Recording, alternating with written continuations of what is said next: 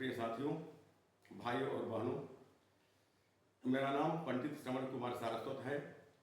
मैं 1983 बैच का मध्य प्रदेश शासन का पीसीएस अधिकारी था। 31 जुलाई 2018 में मैं शासकीय सेवा से सेवानिवृत्त हुआ। मित्रों, मैंने इलाहाबाद विश्वविद्यालय से संस्कृत से एमए की उपाधि प्राप्त की। मेरा एक चैनल है, उस चैनल का नाम है सनातन संस्कृति एवं नीति ज्ञान। इस चैनल का उद्देश्य सनातन संस्कृति एवं नीति संबंधी ज्ञान का प्रचार प्रसार करना है।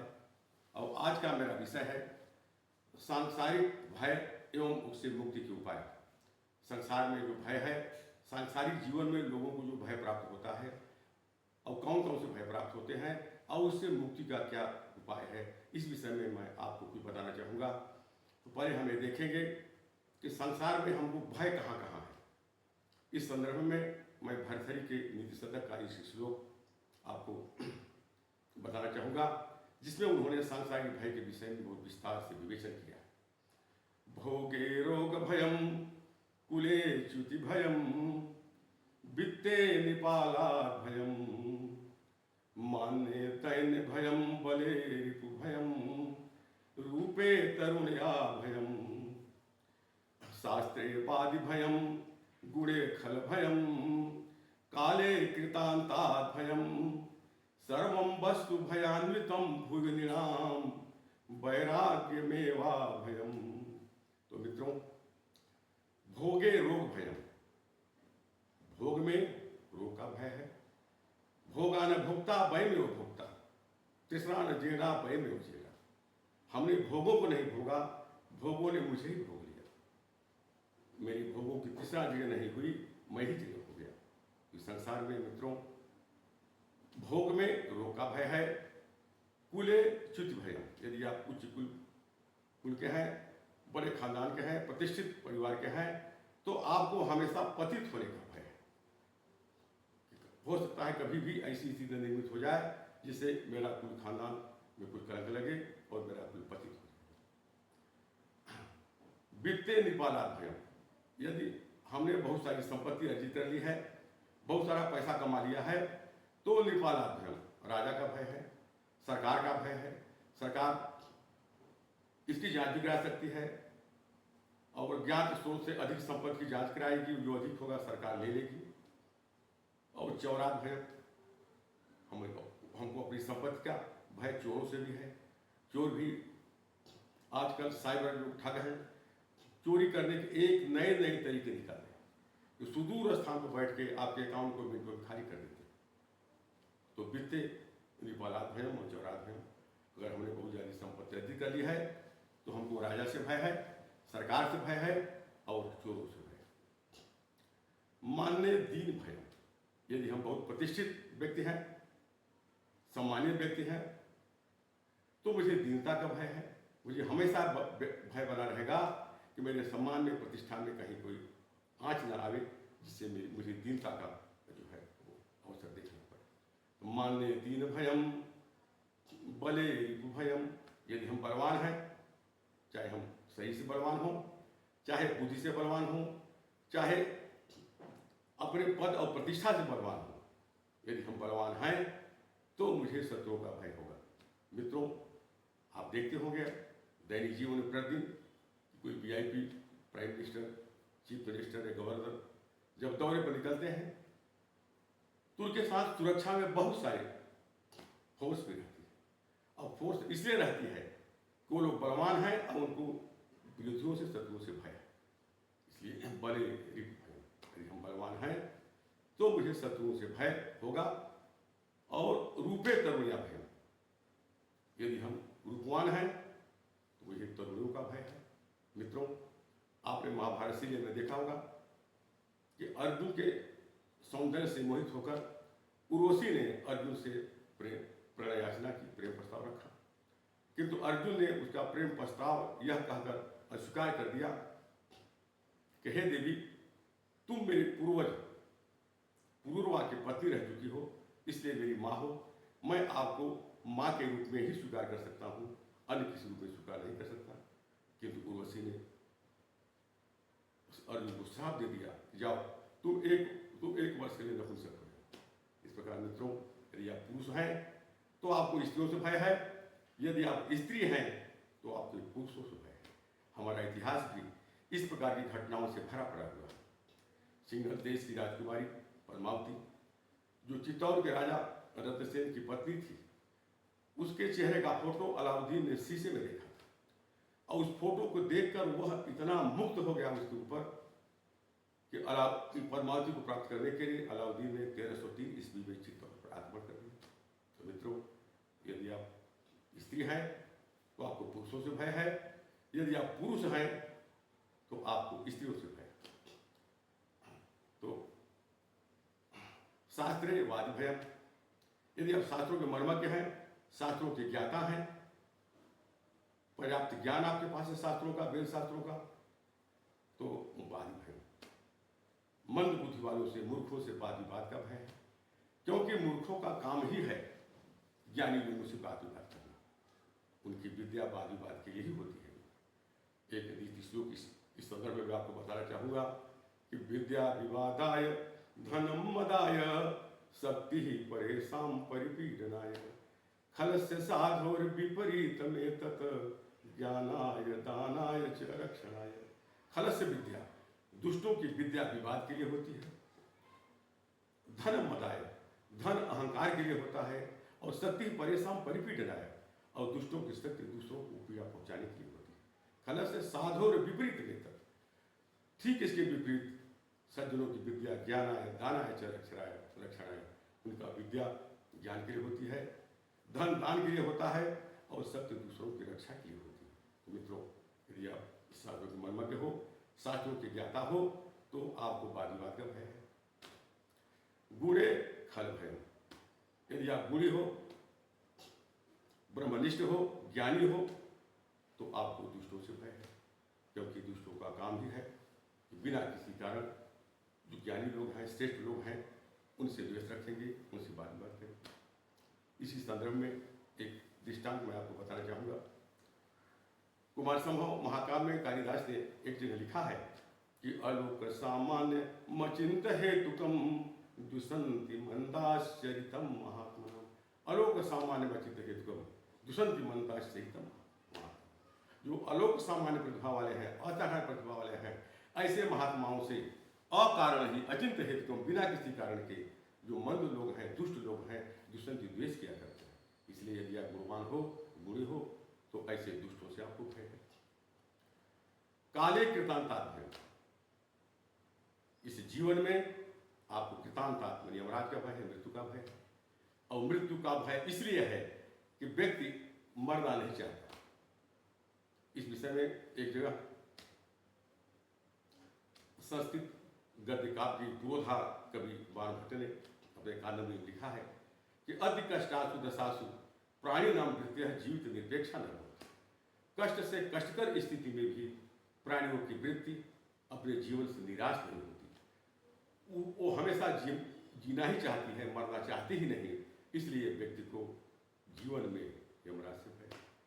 तो सर्वं वस्तु भयान्वितम भुवि नृणाम वैराग्य में वा भयम। इस संसार में जितनी सारी वस्तुएं हैं सब भय पैदा करने वाली हैं। केवल एकमात्र वैराग्य ही, सांसारिक वस्तुओं से आसक्ति का अभाव ही अभय है, जो व्यक्ति को जो है अभय दान देता है। मित्रों, इसके अतिरिक्त, इसके अलावा हमारे शास्त्र मर्मज्ञों ने, हमारे नीति के ज्ञाताओं ने कुछ ऐसे उपाय बताए हैं कि यदि हम उस उपाय के अनुरूप अपने परिवार को व्यवस्थित करें तो हम सुखमय जीवन, हम भय रहित जीवन जी सकते हैं। मित्रों, जिस प्रकार से व्यक्ति का सांसारिक परिवार होता है, उसके परिवार में पिता होते हैं, माँ होती है, भाई होते हैं, पुत्र होता है, बहन होती है और पत्नी होती है। उसी प्रकार से मित्रों, हमको अपना आध्यात्मिक परिवार भी बनाना होगा। ये बड़ा आध्यात्मिक परिवार हमको हमेशा सांसारिक भयों से रक्षा करे। तो हम देखते हैं कि हमारे सांसारिक परिवार में के साथ साथ हमारे आध्यात्मिक परिवार में कौन कौन से सदस्य हैं। तो धैर्यमयस्य पिता क्षमा च जननी भ्राता मनोसंयमा सत्यम सूनुरयम दया च भगिनी शांति चिरम गेहिनी सा साधो संगति वृत्ति यस्य नियति ज्ञानामृतम भोजनम एते यस्य कुटुंबिनो जगति सह कस्मात् भयम जायते। मित्रों, धैर्य में पिता हमारे आध्यात्मिक परिवार में, जैसे सांसारिक परिवार में मेरा पिता होता है, वैसे आध्यात्मिक परिवार में धैर्य हमारा पिता है। जिस प्रकार पिता अपने पुत्र को प्रत्येक अनुकूल प्रतिकूल परिस्थितियों में सुरक्षा करता है, रक्षा करता है, उसको आगे बढ़ने की प्रेरणा देता है, उसी प्रकार से धैर्य भी व्यक्ति को सांसारिक दुखों से, सांसारिक भय से मुक्ति प्रदान करेगा और हर समय पिता के दायित्व का निर्वहन करेगा। धैर्य ऐसी चीज है मित्रों, एक दृष्टांत में देना चाहूंगा कि त्याज्यम न धैर्यम विधुरे पिकाले धैर्यात् कदाचित गतिमाप्तु याति सद जाते समुद्रे ही पोत भंगे सायांत्रिको वांछति तर्तुमेव। व्यक्ति को किसी भी स्थिति में विधुर पिकाले, संकट से संकट स्थिति में भी अपने धैर्य को नहीं त्यागना चाहिए। हो सकता है धैर्य धारण करने से वह अपनी पूर्व स्थिति में आ जाए। जाते समुद्र ही पोत भंगे, बीच समुद्र में यदि जहाज टूट जाए, नष्ट भ्रष्ट हो जाए, तो सायांत्र को वांछित तर्क में हो, तो नाविक है उस समुद्र को पार करके अपने जीवन को बचाने का हमेशा प्रयास करता है और धैर्य से काम करता है। तो मित्रों, जिस प्रकार से सांसारिक परिवार में मेरा पिता है, वही भूमिका हमारे आध्यात्मिक परिवार में धैर्य निभाएगा। इसलिए धैर्य को अपना पिता मानना है। क्षमा च जननी, जिस प्रकार से सांसारिक परिवार में मेरी माँ होती है, उसी प्रकार से क्षमा हमारी माँ के समान है। नीति की सूक्तियों में यह देखने को मिलता है कि क्षमा वीरस्य भूषण, क्षमा वीरों का भूषण है। इसलिए जिस प्रकार से माँ प्रत्येक स्थिति में अपने पुत्र की रक्षा करती है, उसी प्रकार से क्षमा भी प्रत्येक स्थिति में मनुष्य को उसकी रक्षा करेगी। हमारे परिवार का तीसरा सदस्य है भ्राता मनो संयम। मन का संयम ही आपका भाई है। जिस प्रकार सांसारिक परिवार में आपका भाई है, उसी प्रकार आध्यात्मिक परिवार में जो मन का संयम है, वह भाई की तरह आपकी रक्षा करेगा। जिस प्रकार से आपका भाई आपकी रक्षा करता है, उसी प्रकार से भ्राता मनो संयम, मन का संयम आपका बंधु है, आपका भाई है, आपका हमेशा आपका रक्षा करेगा। भाई नहीं, सहोदर भ्राता है। जिस प्रकार से सहोदर भाई आपकी रक्षा करता है, उसी प्रकार से मन का संयम भी सहोदर भाई की तरह जो है आपकी रक्षा करेगा। मित्रों, वाल्मीकि रामायण में युद्ध कांड में 102 सर्ग में श्लोक संख्या 13 में राम ने कहा है कि देशे देशे कलत्राणी देशे देशे च बांधवा तम तु देशम न पश्यामि यत्र भ्राता सहोदर। तो जो सहोदर भाई है, देश देश में तो स्त्रियां मिल जाएंगी, बंधु बांधव मिल जाएंगे, लेकिन सहोदर भाई किसी भी देश में नहीं मिलता। इसलिए आपका जो मन का संयम है, आपके सहोदर भाई की तरह काम करेगा। और सहोदर भाई का जो कर्तव्य होता है, उस समय व्यसने चैव दुर्भिक्षे प्राण संकटे राजद्वारे श्मशाने च यह तिष्ठति स बांधव। उत्सव में, व्यसन में, दुर्भिक्ष में, अकाल में, शत्रु संकटे, प्राण संकटे, शत्रु के सामने प्राण संकट में है, प्राण संकट में, राजद्वारे श्मशाने च, राजाओं के द्वार पर या सरकार के द्वार पर, और श्मशान में यह तिष्ठति स बांधव, जो स्थिर रहता है, आपका साथ देता है, वही आपका सहोदर भाई है। मित्रों, जिस प्रकार से सहोदर भाई आपका इन विकट परिस्थितियों में, विकट स्थितियों में आपका साथ देता है, उसी प्रकार से आपका मन का संयम भी आपका साथ देगा। इसलिए आपके आध्यात्मिक परिवार का जो तीसरा सदस्य है, वह है मन का संयम। भ्राता मनु संयम सत्यम सुनुरयम दया च भगिनी। सत्य आपका पुत्र है। जिस प्रकार सांसारिक परिवार में आपका पुत्र होता है, उसी प्रकार आप अपने आध्यात्मिक परिवार में सत्य को अपना पुत्र मानिए। जिस प्रकार से व्यक्ति अपने पुत्र को त्यागना नहीं चाहता, उसी प्रकार से आप भी सत्य को कठिन न त्यागें। सत्यात् पथात् प्रविचलित पदम न धीरा। सत्य के मार्ग पर अगर आप चल पड़े हैं, तो अपने पैर को विचलित नहीं करेंगे। इसलिए नहीं सत्यात् परो धर्म, सत्य से बड़ा कोई धर्म नहीं है। और सत्येन पंथा विततो देवयाना, सत्य का मार्ग ही व्यक्ति को उत्कृष्ट मार्ग प्रशस्त करता है।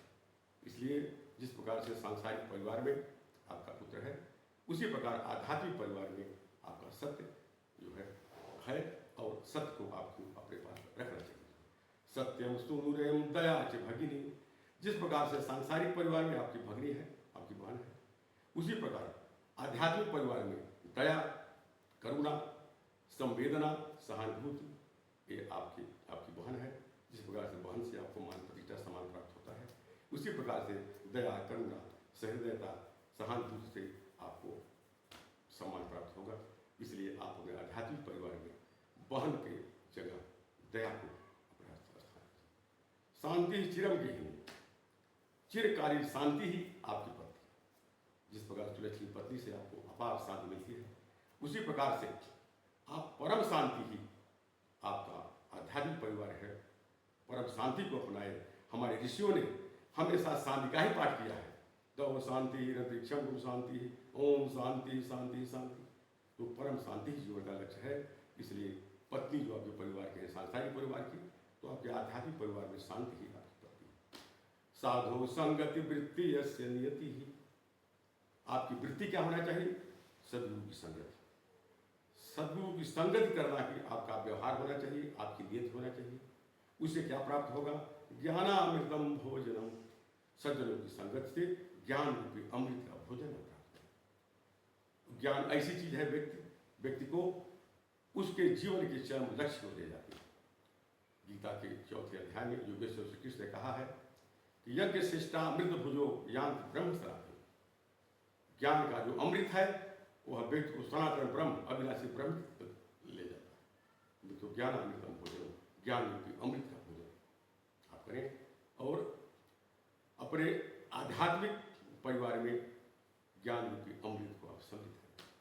इस प्रकार मित्रों, हमने देखा कि जिस प्रकार आपके सांसारिक परिवार है, उसी प्रकार अपने आध्यात्मिक परिवार में आप धैर्य को, क्षमा को, मन के संयम को, दया को और चिरकालीन शांति को अपना आध्यात्मिक परिवार बनाइए।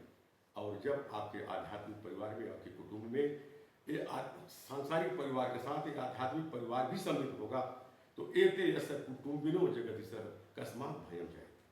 जिसके परिवार में ये सब सदस्य होंगे, उसको कभी कोई भय नहीं हो सकता। वो संसार में निर्भय होकर अपना जीवन व्यतीत कर सकता। इसी संदर्भ में महाभारत का एक संदर्भ है। महाभारत में महात्मा विदुर ने सांसारिक भयों से मुक्ति के लिए उन्हें विवेक और बुद्धि को बड़ा महत्व दिया। उन्होंने लिखा है कि बुद्ध्या भयं प्ररुदति तपसा विन्दते महत्, गुरु शुश्रूषया ज्ञानम शांति त्यागेन विन्दति। बुद्धि और विवेक से भयं युदति, भय का नाश होता है। तपस्या से व्यक्ति महान बनता है। गुरु की सेवा से ज्ञान प्राप्त होता है और त्याग से शांति प्राप्त होता है। तो मित्रों, हमने आपको बताया कि संसार में कहाँ कहाँ दुख है, किस किस प्रकार के दुख हैं, और उस दुखों से पार पाने के लिए हमारे नीति मर्मज्ञों ने, नीति शास्त्र के मर्मज्ञों ने जो उपाय बताया है, उस उपाय के विषय में भी मैंने आपको बताया कि यदि अब आप अपने पास अपने परिवार में इस आध्यात्मिक परिवार को साथ में रखते हैं, तो आपका जीवन जो है भय रहित होगा और इस संसार में आप भय रहित जीवन व्यतीत कर सकते। बस मित्रों, आज इतना ही। अगले वीडियो में हम कुछ और नीतिवर्धक जानकारी लेकर आपके समक्ष उपस्थित होंगे। जैसा कि हमने आपसे पूर्व वीडियो में अनुरोध किया था, मित्रों, मेरा उद्देश्य सनातन संस्कृति एवं नीति ज्ञान का प्रचार प्रसार करना है। मित्रों, जीवन का उद्देश्य केवल यह नहीं है कि हम सबसे आगे निकल जाएं। जीवन का उद्देश्य वह प्रकाश पुंज बनना है, जिससे दूसरों का जीवन भी प्रकाशित हो सके। मित्रों, इस ज्ञान के प्रकाश को आप आगे बढ़ाएं और इस चैनल को सब्सक्राइब करें, इस चैनल को लाइक करें और सनातन धर्म और नीति ज्ञान के प्रचार प्रसार के सहयोगी बने। आज बस इतना ही मित्रों, बहुत बहुत धन्यवाद। नमस्कार।